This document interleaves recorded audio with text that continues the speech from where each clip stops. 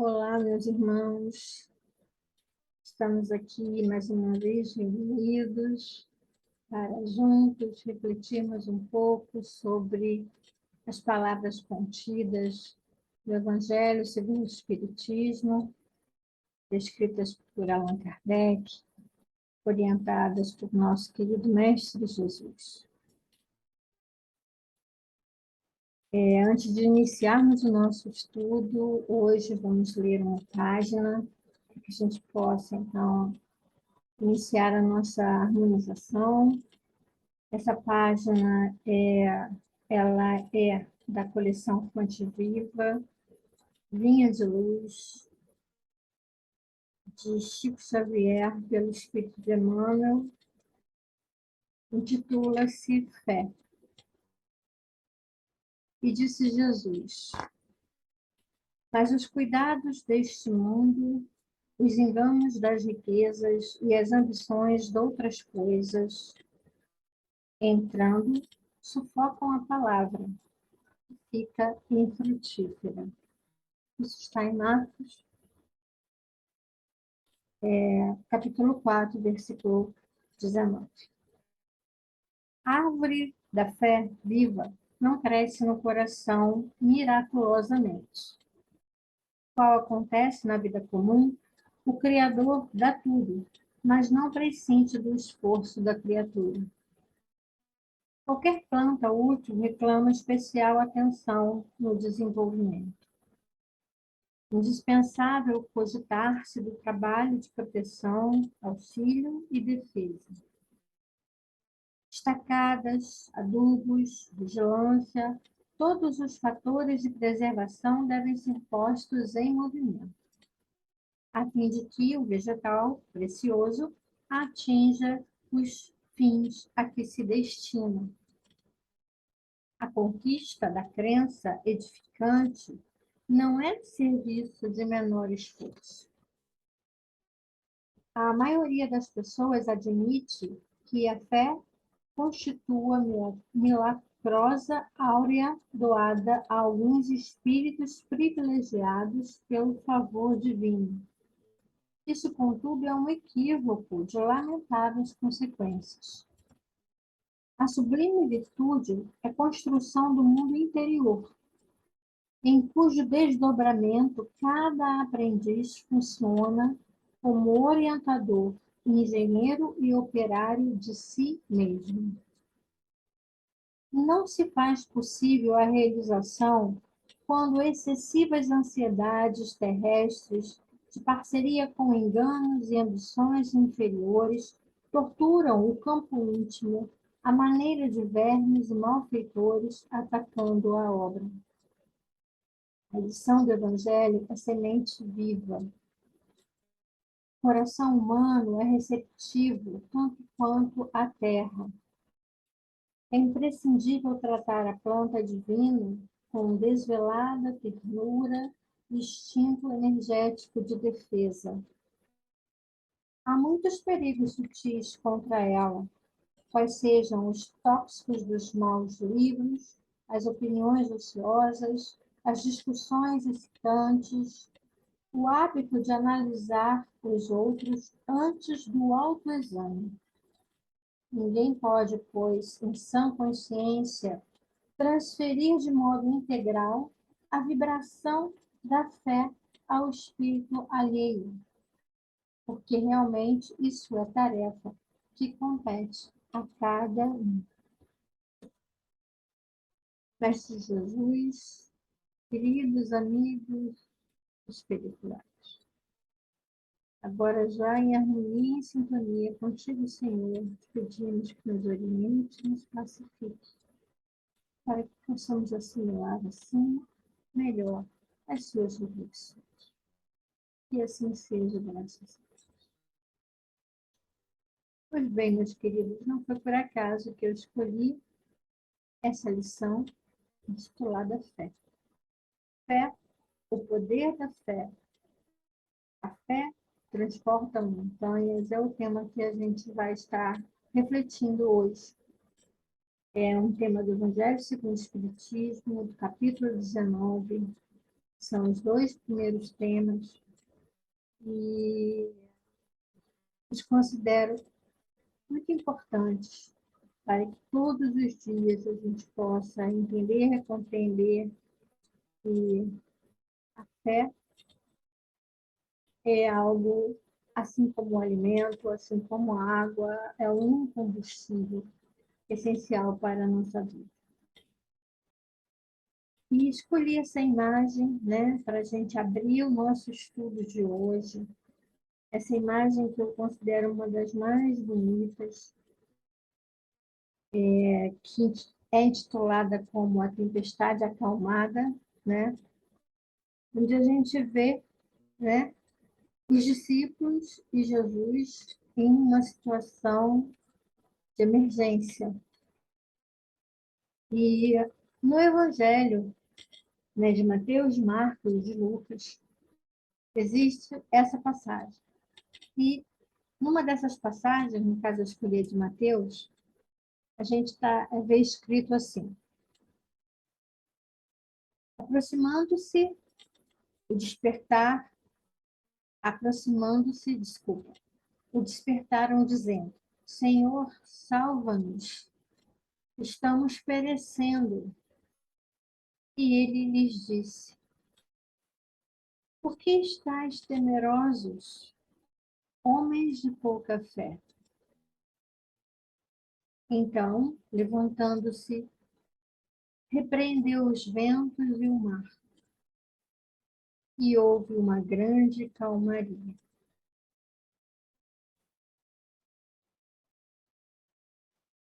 Por que estáis temerosos, homens de pouca fé?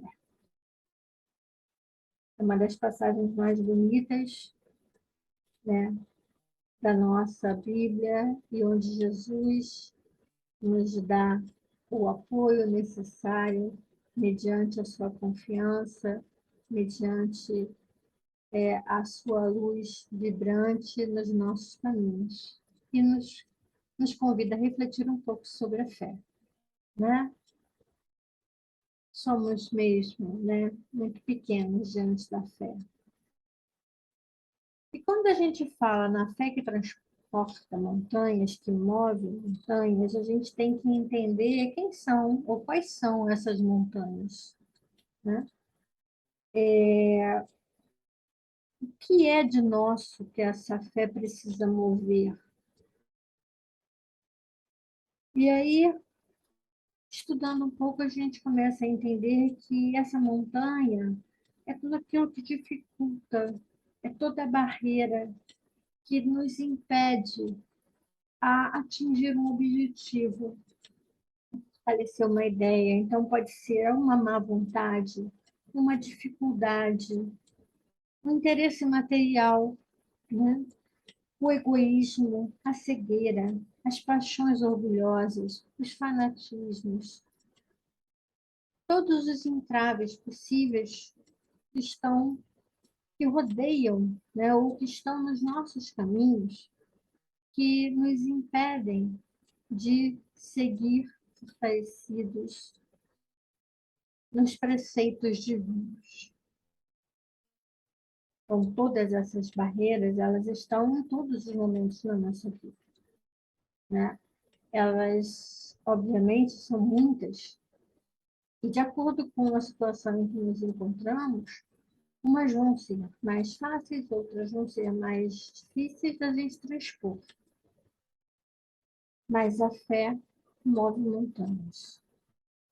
E Jesus nos ensina que temos que seguir com fé.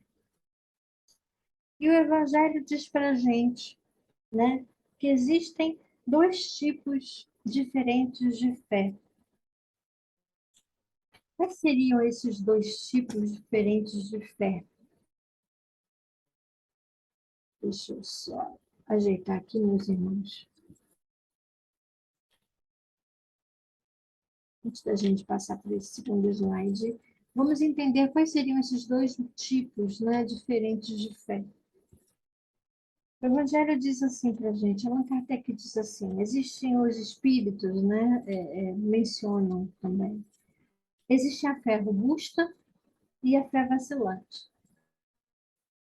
A fé robusta é aquela que persevera, aquela que tem uma energia positiva, é aquela que sintoniza o objetivo, que foca, aquela que age, né? É uma fé ativa.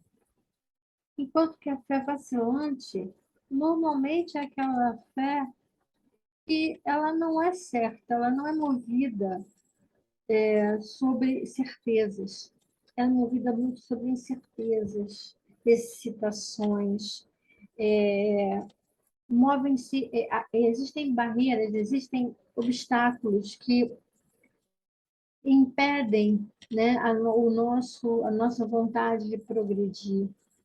Normalmente, o adversário, aquilo que nos aflige, sempre encontra uma brecha de nos impedir de seguir. Ela não é uma fé sólida. Então, acredita-se que não seja uma fé consistente, que não existe uma crença, efetivamente, né?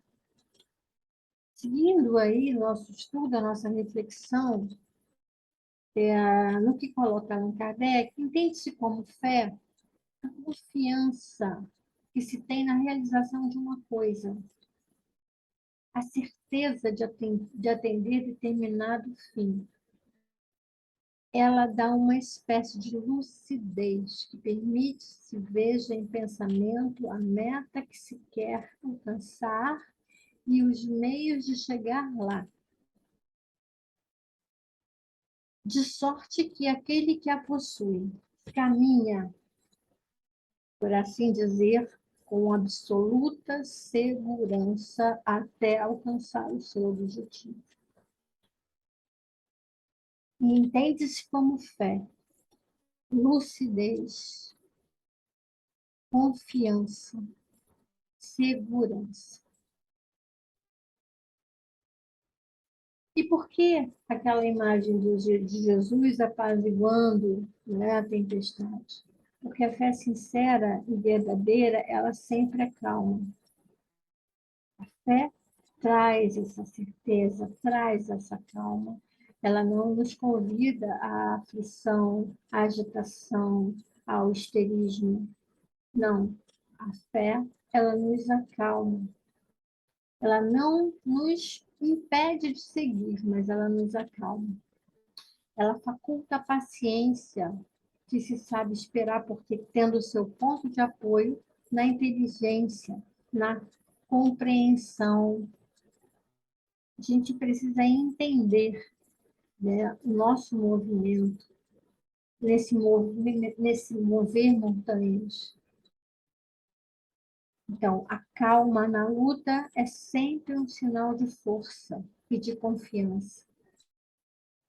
A violência, ao contrário, denota fraqueza e dúvida de si mesmo. Muito interessante isso, né? Porque muitas pessoas mostram, às vezes, para a gente que a pessoa calma, ela não é uma pessoa que está apoiada na sua fé. Mas isso não é verdade. Porque a fé sincera e verdadeira é calma. Ela não é passiva, ela é calma, tá? E essa calmaria é sinônimo de paciência, de inteligência, de compreensão, de lucidez, de segurança, enquanto que a violência, ela denota fraqueza, dúvida de si mesmo. Então, o que nós temos, meus queridos, é isso. Nós temos que ter paciência, inteligência, compreensão, lucidez, segurança, né? Certezas e agir, né? Agir em prol do nosso objetivo. E agir em prol do nosso objetivo é a gente pensar que existem exemplos de verdadeiros irmãos que viveram toda uma vida voltada para a fé. porque tinham a certeza no coração de que eram instrumentos da vontade de Deus. É importante a gente falar que fé é diferente da palavra presunção. A presunção, ela vai nos levar a pensar em algo próximo ao orgulho. E o orgulho, obviamente, não sustenta a fé. A fé, né, ela é a verdadeira fé, se conjuga na humildade. E aí eu trago o exemplo da Madre Teresa. Então, no Evangelho, a gente tem essa passagem que diz que a verdadeira fé se conjuga à humildade. Aquele que a possui deposita mais confiança em Deus do que em si próprio, por saber que e ser e sermos sempre instrumentos da vontade divina. Então, eu tenho fé, porque eu não estou passando por isto. Esse obstáculo não está aqui à toa. Em algum momento eu preciso desse obstáculo para progredir, para caminhar. Ou então, nesta minha missão, os obstáculos vão servir para que eu possa construir outros caminhos que vão me levar ao meu objetivo. Quantas e quantas vezes eu fico aqui imaginando que Madre Teresa deve ter pensado, né?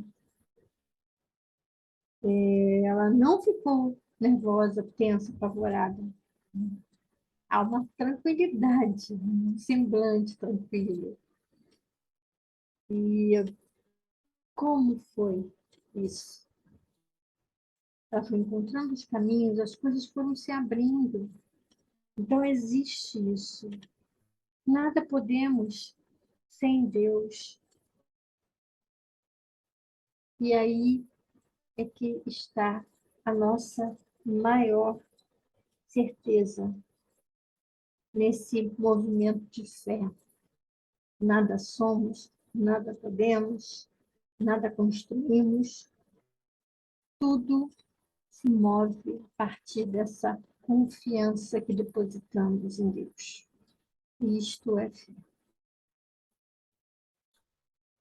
E aí eu gosto sempre de trazer para vocês, né, até porque também é bom para mim, para minha reflexão, alguns exemplos da nossa vida, do nosso cotidiano. E por um acaso, no dia que eu estava fazendo esse estudo, esse slide, eu me deparei com o caso da bebê, né, a bebê a Lavínia e a sua mãe. E é um exemplo, gente, clássico e provavelmente de muitas e muitas Lavínias e muitas mães. A mãe da Lavínia, que eu não me lembro, que não me recordo o nome, ela deparou com um problema sério, tá, Tatiana está escrito aqui, perdão. Deparou com um problema sério de saúde, ela teve um câncer, né? E esse câncer acometeu a perna, uma das pernas, se eu não me engano, e ela precisou fazer um tratamento, todo o tratamento voltado para quimioterapia, radioterapia, né? E um certo dia, ela descobriu que estava esperando um bebê, em meio ao tratamento.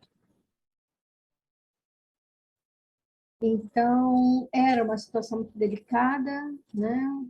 Os médicos advertiram o problema todo dela ganhar peso na gestação e o problema e esse peso poder abalar ainda mais a sua perna, mas ela se mostrava sempre convicta e se apoiava muito nas suas orações, no seu falar com Deus.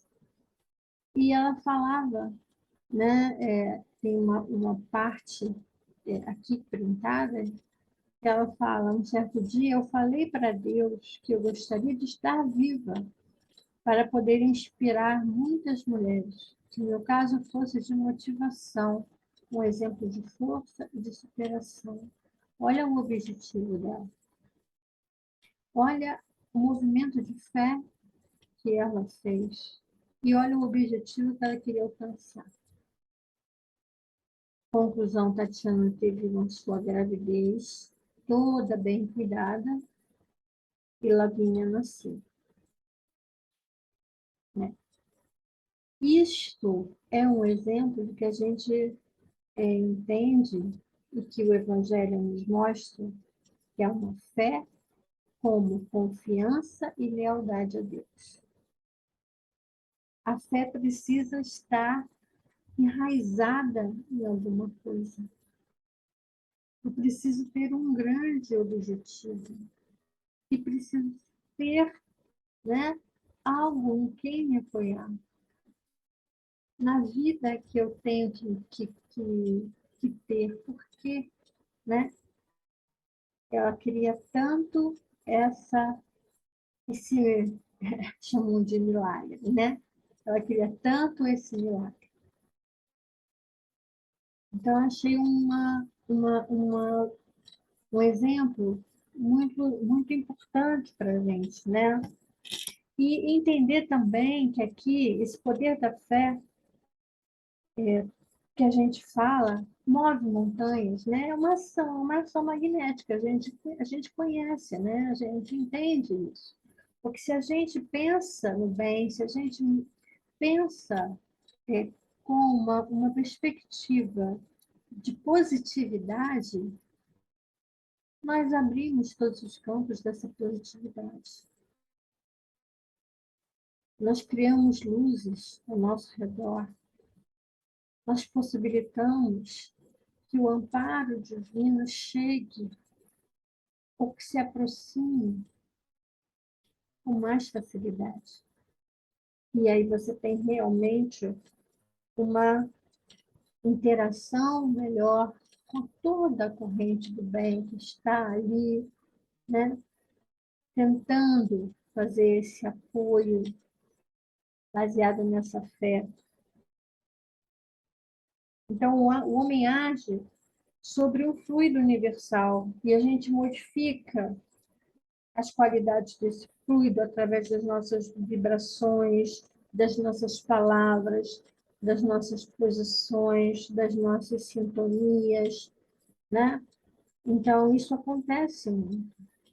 Quando a Tatiana fala para Deus, conversa com Deus, né, que ela gostaria de passar por esse momento e estar viva para ver não só a filha, ela já tinha um menino, né? A foto ali do lado mostra o menino, mas para ver a filha e também para ser inspiração para outras mulheres, isso é um trabalho no bem, um grandioso trabalho no bem.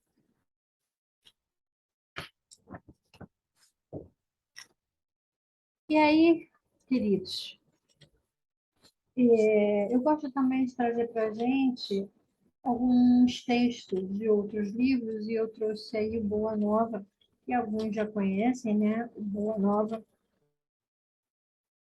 é um livro de Humberto Campos, psicografado por Chico, né? Muito um livro muito bom a gente lê, uma lição a cada dia. E eu trouxe a história do Bom Ladrão. E eu vou aqui falando dessa história aqui com vocês, né? Então, a história começa assim. Alguns dias antes da prisão do mestre, os discípulos, nas suas discussões naturais, comentavam o problema da fé. Nossa, fé virou problema, né, gente? Comentavam o problema da fé com desejo desordenado de quantos se atiram aos assuntos graves da vida, tentando apressadamente forçar uma solução, como se a gente pudesse entender a fé como uma coisa muito fácil, né? De ser compreendida, de se apressar uma solução. Vejam, não é fácil. Como será essa virtude? De que modo conservá-la intacta no coração das pessoas, né? Ou nos nossos corações. Isso tudo perguntava a Levi, né? Atormentando, assim, atormentado nos seus pensamentos. Tenho a convicção de que somente o homem culto pode conhecer toda a extensão dos seus benefícios.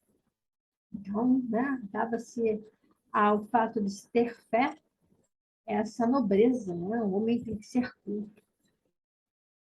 Não, não tanto assim, aventava Tiago, seu irmão. Acredito que basta a nossa vontade, disse Tiago, para que a confiança em Deus esteja viva em nós. Bom, Tiago já colocou alguma coisa melhor, né? Já colocou algo mais próximo àquilo que a gente, depois de um estudo, de um tempo, já começa a entender. Precisamos, né, de vontade, né? Para que a confiança de Deus esteja viva em nós. Mas a fé será virtude para os que apenas desejam? Perguntou um dos filhos de Zebedeu. Eu preciso, né, desejar ter fé para ter fé? Complicado, né? Há um canto, como distante daqueles duelos de palavras, Jesus parecia meditar. E em dado instante, solicitado ao esclarecimento, respondeu com suavidade. Disse Jesus: a fé pertence, sobretudo, aos que trabalham e confiam. Tê-la no coração é estar sempre pronto para Deus. Ótimo. A fé pertence, sobretudo, aos que trabalham e confiam. Tê-la no coração é estar sempre pronto para Deus. Muito interessante essa colocação, não é? Por quê? Eu preciso trabalhar e confiar. Lembra que a gente comentou lá que a fé não pode ser passiva. A gente não pode ficar sentado esperando que caia dos céus. Eu preciso trabalhar e confiar. E eu preciso estar sempre pronto para Deus. Porque Deus vai me prover daquilo que eu mereço, né? Daquilo que for melhor no meu caminho. Eu tirei só esse trecho, né? Essa imagenzinha do Evangelho também, que fala assim: para ser proveitosa, a fé tem que ser ativa, não deve entorpecer-se, né? Mas todas as virtudes conduzem a Deus. Cumpre-lhe velar atentamente pelo desenvolvimento dos filhos que gerou, né? É a questão da gente manter a fé sempre ativa. E continua Jesus. Não importam a saúde ou a enfermidade do corpo. Não tem significação os infortúnios ou os sucessos felizes da vida material. A alma fiel trabalha confiante nos desígnios do Pai, que pode dar os bens, retirá-los e restituí-los em tempo oportuno. E caminha sempre com serenidade e amor. Todas as sendas pelas quais a mão generosa do Senhor a queira conduzir. Então, o que a gente diz assim, que não importa a saúde e a enfermidade do corpo. Eu tenho fé na vida. Eu tenho fé no homem. Eu tenho fé em várias coisas. E eu não preciso estar numa provação para ter fé. Eu não preciso estar doente para ter fé. Né? Eu não preciso estar passando por um problema ruim para poder ter fé. E voltar sempre neste processo, desde o momento que eu confio nos desígnios. E Emmanuel diz assim, a fé em Deus não, desculpa, deixa eu só tirar aqui, não te arredará das provas inevitáveis. Não, mas te investirá na força devida para suportá-las. Vamos passar pelas nossas provas, mas vamos passar com mais força, com mais leveza, com mais calma. Talvez até, ou, não, ou acredito que sim, com mais alívio. E vamos seguir. Na hora sombria da cruz, disfarçado com vestes diferentes, Tomé acompanhou passo a passo o corajoso Messias. Estranhas reflexões surgiram-lhe no espírito. Sua razão de homem de mundo não lhe proporcionava elementos para a compreensão da verdade toda. Ele não estava entendendo, né, a situação. Onde estava aquele Deus amoroso e bom sobre quem repousavam as suas esperanças? Seu amor possuiria apenas uma cruz para oferecer ao filho dileto? Por que motivo não se rasgavam os horizontes para que as legiões dos anjos salvassem do crime da multidão inconsciente, furiosa o mestre amado? Durante 3 anos consecutivos haviam acreditado que Deus guardava todo o poder sobre o mundo. Não conseguia, pois, explicar como tolerava aquele espetáculo sangrento de ser o seu enviado, amorável e carinhoso, conduzido para o madeiro, infamante sobre impropérios e pedradas. O prêmio do Cristo era, então, aquele monte de desolação reservado aos criminosos? Tomé se sentia como um afogado. Desejou encontrar algum dos companheiros para trocar impressões. Todavia não ouviu um só deles. Procurou observar se os beneficiados pelo Messias assistiam ao seu martírio humilhante na hora final, lembrando de que ainda na véspera se mostravam tão reconhecidos e felizes como a sua santa presença. A ninguém encontrou. Aqueles leprosos que haviam recuperado o dom precioso da saúde, os cegos que conseguiram rever o quadro caricioso da vida, os aleijados que haviam cantado hosanas à cura de seus corpos defeituosos, estavam agora ausentes, fugiam ao testemunho. Valeria a pena praticar o bem? O apóstolo, mergulhado em dolorosos e sombrios pensamentos, deixava absorver-se em estranhas interrogações. A gente está vendo que Tomé estava realmente bastante angustiado, né? Penosa emoção tomou a alma sensível do discípulo. Olhos enevoados de pranto, recordou os dias radiosos do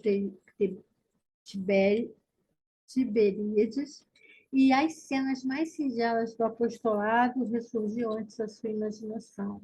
Subitamente, lembrou-se da tarde em que haviam comentado o problema da fé, parecendo-lhe ouvir ainda as elucidações do mestre com respeito à perfeita lealdade a Deus. Reflexões instantâneas que empolgaram o coração. Quem teria sido mais fiel ao Pai do que Jesus? Entretanto, a sua recompensa era a cruz do martírio. Tomé realmente ele não se conformava, né? Absorto em singulares pensamentos, o apóstolo observou que o Messias lançava agora os olhos enternecidos sobre um dos ladrões, que o fixava afetuosamente. Neste instante, percebeu que a voz débil do acelerado se elevava para o mestre, em tom de profunda sinceridade. Disse: Senhor, lembra-te de mim quando entrares no teu reino. O discípulo reparou que Jesus endereçava então um olhar caricioso e, ao mesmo tempo, que aos seus ouvidos chegavam os ecos de suas palavras suave e esclarecedora. Vês, Tomé, quando todos os homens da lei não me compreenderam e quando os meus próprios discípulos me abandonaram, eis que encontro a confiança leal no peito de um ladrão. Então, queridos, é isso. Fé como confiança e lealdade a Deus. Não existe. Por que da gente dizer que eu preciso fé, preciso ter escolaridade, né? Preciso ser magnânimo, preciso ter inteligências, eu preciso ser tocado. Eu preciso ser tocado para que eu possa entender essa fé.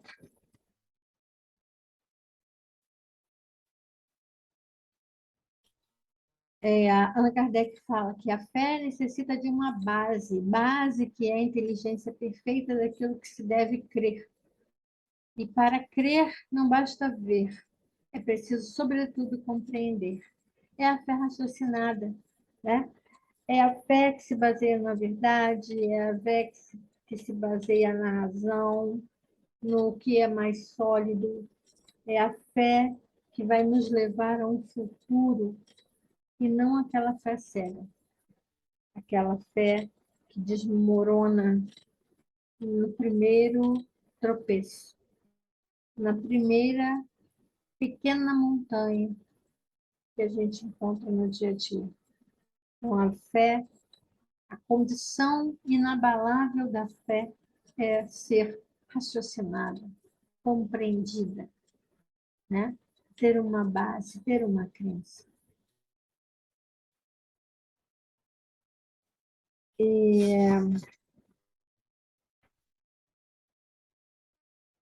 Em certas pessoas, a fé parece, de algum modo, inata. Uma centelha basta para desenvolvê-la, né? Essa facilidade de assimilar as verdades espirituais é sinal evidente de anterior progresso. Em outras pessoas, ao contrário, elas dificilmente penetram, sinal não menos evidente de naturezas retardatárias. Então, nós temos aí a questão da fé. Uns são mais crentes, outros menos crentes. Isso pode ter uma relação significativa com as nossas evoluções, né? Com o nosso progresso. Algumas pessoas se motivam, têm uma fé mais inabalável, outras não. A fé é um movimento de construção, né? Isso é bom para a gente entender. A fé é um movimento de construção. Não se impõe fé, tá? A fé é construída. As primeiras já creram e compreenderam e trazem ao renascerem a intuição do que souberam. Estão com a educação feita. E as segundas, tudo têm de aprender. Estão com a educação por fazer. Ela, entretanto, se fará. Se não ficar concluída nessa existência, ficará em outra.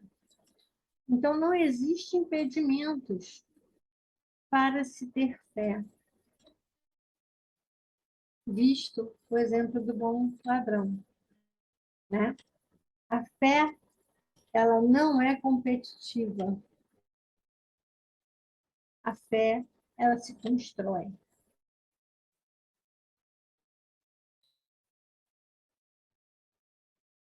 E, por fim, eu trouxe essas 4 reflexões de Emmanuel sobre fé. A fé que apenas crer é uma luz estacionária no coração que a retém. Precisamos dissipar essa luz. Nas grandes provações, não te afastes da fé. É sua melhor companheira. A fé em Deus não te arredará das provas inevitáveis, mas te investirá na força devida para suportar. Até nos ajudam. A coisa pode ficar mais ou menos. Irmão, tenha fé e perseverança que Deus te auxiliará e protegerá. Sintonize as forças positivas através da oração e do trabalho no bem. Procure se melhorar a cada dia. E então encontrarás a paz e a harmonia necessária ao teu bem-estar moral. Obrigada, meus queridos. Tudo de bom, muita paz.